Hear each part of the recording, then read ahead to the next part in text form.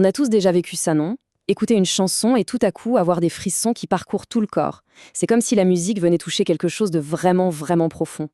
Et pourtant, d'autres morceaux, même des tubes que tout le monde adore, nous laissent complètement indifférents. Alors pourquoi? Qu'est-ce qui explique cette différence? C'est ce qu'on va décortiquer ensemble aujourd'hui. Ce fameux frisson, cette sensation qui nous prend aux tripes. Ce n'est pas juste un hasard, non, non. En fait, il y a une explication, ça a même un nom et une histoire bien plus riche qu'on ne pourrait l'imaginer. Allez, c'est parti, on plonge dans ce mystère.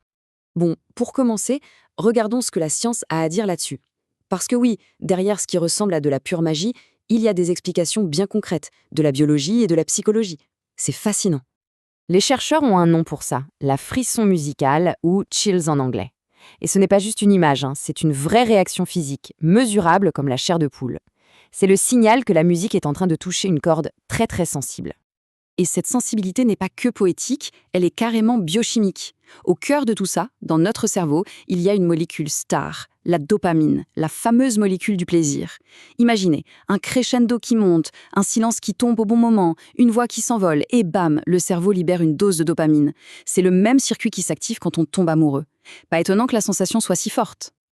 Alors là, ça devient super intéressant, parce que cette réaction, elle est à la fois universelle et hyper personnelle. D'un côté, il y a des trucs qui marchent sur presque tout le monde, les changements de volume, les harmonies surprenantes. Mais ce qui va vraiment déclencher le frisson, c'est notre histoire, nos souvenirs, nos émotions. C'est la rencontre parfaite entre la structure de la musique et notre propre vécu. Ok, maintenant qu'on a compris le pourquoi, passons au comment. Comment est-ce qu'on peut aller plus loin que la simple écoute en fond sonore? Comment transformer la musique en un véritable outil pour se sentir mieux? C'est en fait assez simple, on peut le faire en 3 étapes. D'abord, il faut identifier les morceaux qui nous donnent ces fameux frissons. C'est notre matière première. Ensuite, on se crée une playlist ressources avec ses pépites, une sorte de trousse de secours musicale. Et enfin, le plus important, on pratique l'écoute active. C'est-à-dire qu'on prend un moment pour vraiment, vraiment s'immerger dans le son. Et vous savez quoi? Cette idée d'utiliser le son comme un outil de bien-être, elle est loin d'être nouvelle. En fait, c'est une pratique vieille comme le monde. Les racines sont incroyablement profondes. Regardez un peu ça. Ça remonte à 40 000 ans avec le didgeridoo des aborigènes d'Australie. On passe par la Grèce antique et ses pratiques de guérison par le son, le Moyen-Âge et les chants grégoriens, l'Inde ancienne et ses mantras. De tout temps, on a su que le son pouvait soigner, élever l'esprit et nous connecter à plus grand. Alors comment ça marche selon ces traditions? Eh bien, beaucoup d'entre elles parlent d'un système énergétique à l'intérieur de nous. Et le plus connu de ces systèmes, c'est sans doute celui des chakras. Parfois, on se sent un peu bloqué. Un manque de créativité, une fatigue qui ne part pas, du mal à mettre des mots sur ce qu'on ressent. Selon cette vision des choses, ces tracas du quotidien pourraient être le signe d'un déséquilibre énergétique. Et le son, dans ce cas, agirait comme une clé pour retrouver l'harmonie. Ce tableau, c'est un peu comme une carte de notre géographie intérieure. Chaque chakra est lié à une sphère de notre vie. Prenons des exemples concrets. Le chakra racine, lié à notre sentiment de sécurité, s'il est déséquilibré, peut créer de l'anxiété.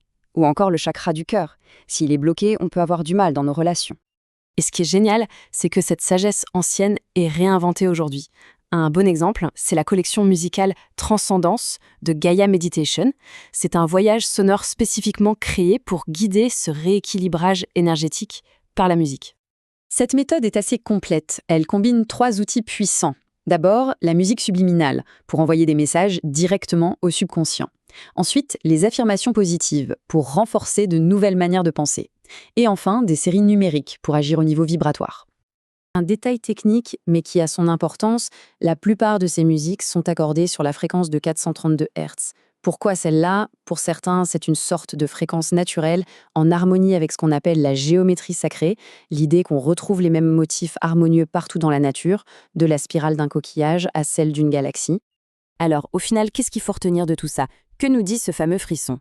Qu'on l'explique par la dopamine ou par les traditions anciennes, le message est le même. La musique, ce n'est vraiment, vraiment pas qu'un simple divertissement. C'est bien plus que ça. C'est un langage universel qui arrive à connecter notre corps, notre esprit et notre âme, tout en même temps. La prochaine fois que ce frisson se manifeste, c'est un signe que tout est parfaitement aligné en nous.